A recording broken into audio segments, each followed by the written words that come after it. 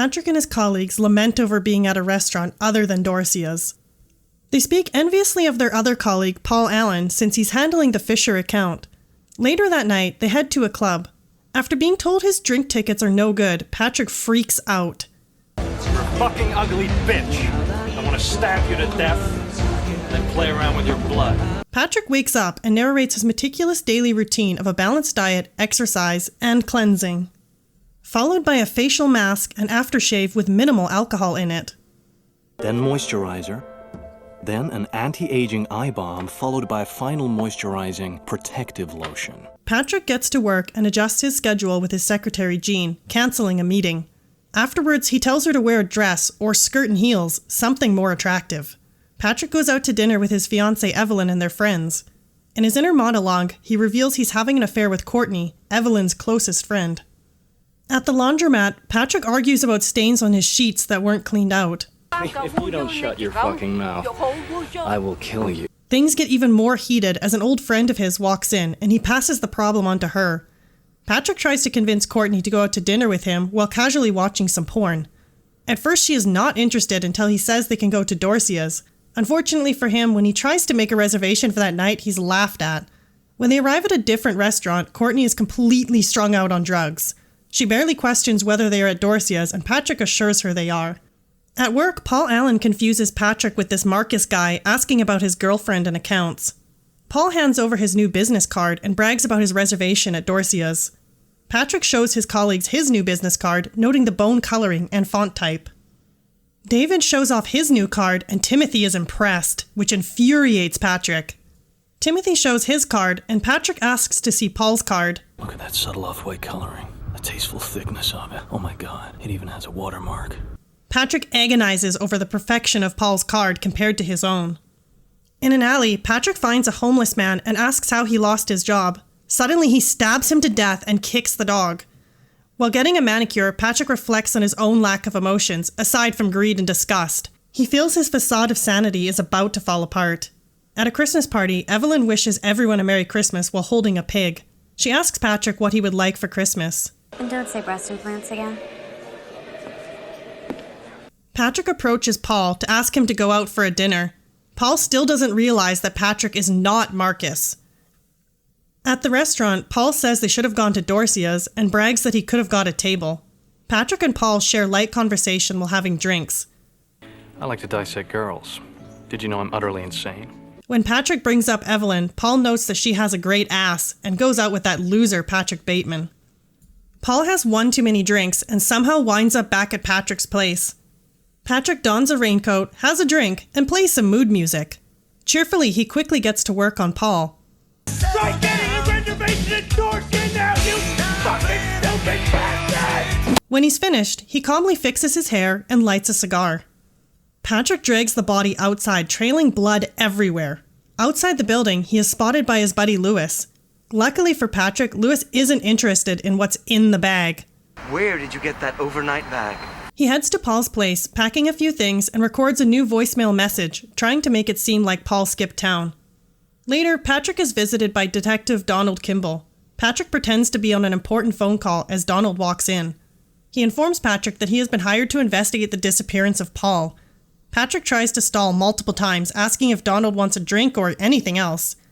While Donald asks Patrick what he knows about Paul, Patrick pries a little for information, asking if they have witnesses or fingerprints. Patrick works out before leaving to pick up a prostitute, introducing himself as Paul. He decides that he's naming her Christy and that she is to respond to that name only.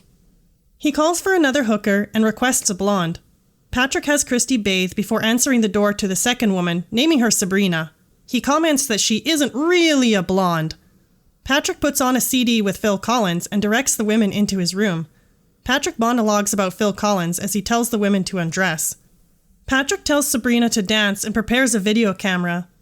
Christy, get down on your knees so Sabrina can see your asshole. While having sex, Patrick only stares at himself in the mirrors. He also films the whole encounter. Later, the three are laying in bed, but Patrick gets out of bed and opens a drawer full of concerning tools. Can we go now? We're not through yet. The abused women rush out the door.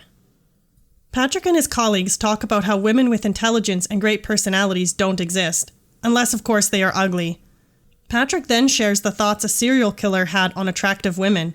And what'd the other part of him think? What her head would look like on a stick. Lewis shows up with his new business card, looking incredibly trendy. Angered, Patrick follows Lewis into the bathroom. He puts his hands around Lewis's neck, but Lewis mistakes it for a sexual advance and admits that he wants him. Patrick washes his hands and takes off with a witty excuse. I've got to return some videotapes. Back at work, Donald is talking with Jean. Donald asks where Patrick was the night Paul disappeared. Patrick quickly answers. I guess I was probably returning videotapes. Afterwards, he admits he can't quite remember.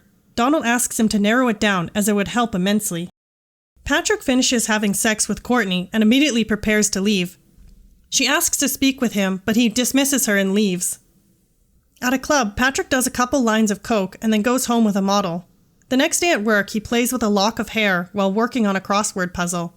Jean enters the room and he asks her out to dinner, saying he'll take her anywhere. Hesitant at first, Jean finally asks to go to Dorcia's. Patrick feigns getting a reservation at 9 and Jean notes he didn't give a name. At 7, Jean goes to Patrick's place for drinks and he offers her sorbet. Patrick asks Jean if she's seeing anyone as he plays with various knives. She says not really and asks Patrick the same question. He also claims to not really be seeing anyone. Jean asks Patrick if he's ever wanted to make someone happy. He answers flirtatiously as he's holding a nail gun to the back of her head. Suddenly his fiancée Evelyn calls, leaving a detailed message that makes Jean feel rather awkward. Jean asks if she should leave. Patrick tells her that he doesn't think he can control himself and that she may get hurt if she stays. Without realizing it, Jean leaves, narrowly escaping death.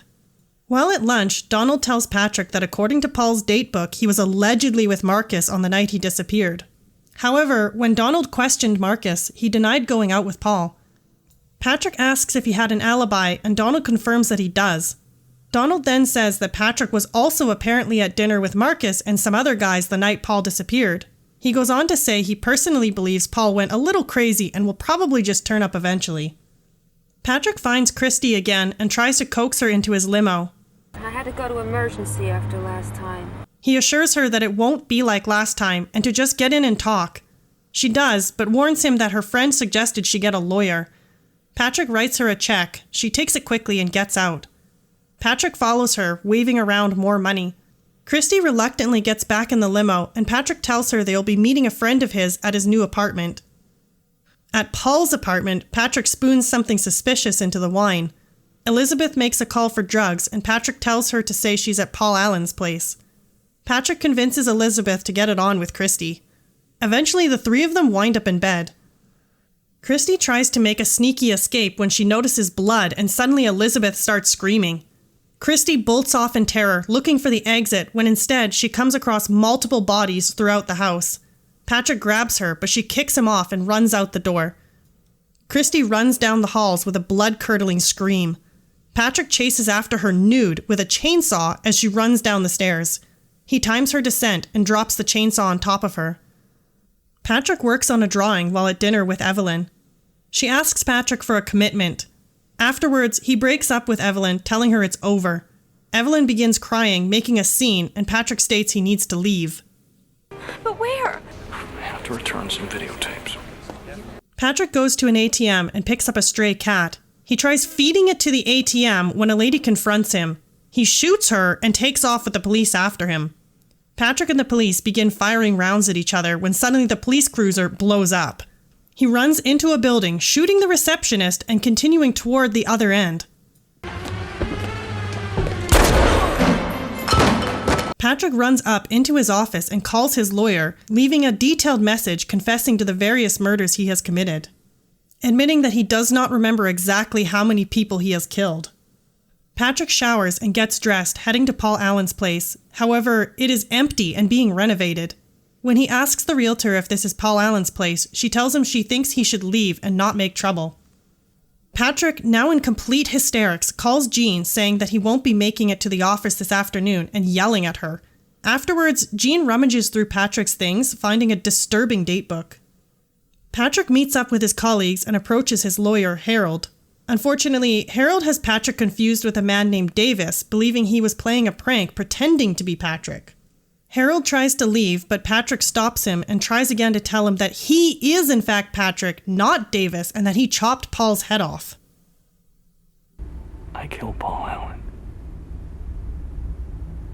And I liked it. Harold tells him that it is not possible since he had dinner with Paul just 10 days ago.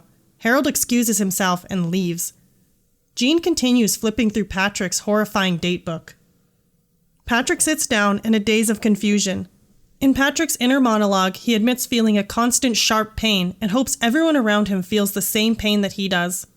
It ultimately gives him no catharsis, and his confession is meaningless.